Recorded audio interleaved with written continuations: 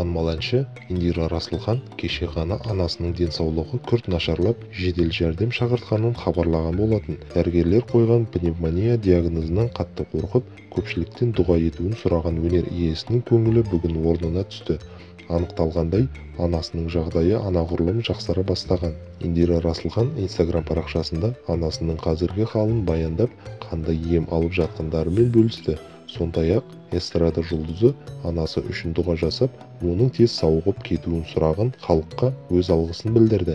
Әнші желідегі оқырмандары ұсынған дәрігердің емдеу тәсілін таңдап қателеспеген.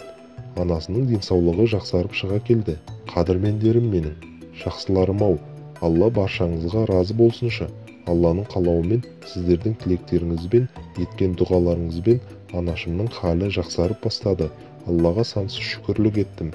Тап осылай ешқашан уайымдамап едім. Індеттің қарқыны жаман болғандықтан болар. Көбіңіз Айна Бакиеваның парақшасындағы кеңесімен бөлісіпсіздер. Алла разы болсыншы. Емі өте орынды және дұрыс-ақ екен. Антибиотик салмаңыздар.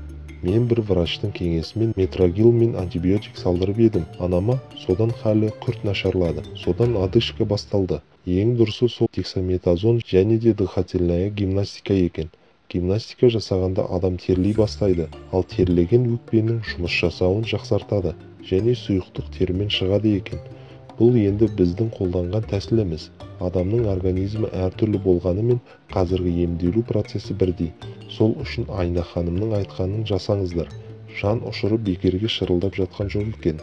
Алланың қалауымен сол кісінің кеңесімен жақсарғанымызға қуаныштымыз, деді ол.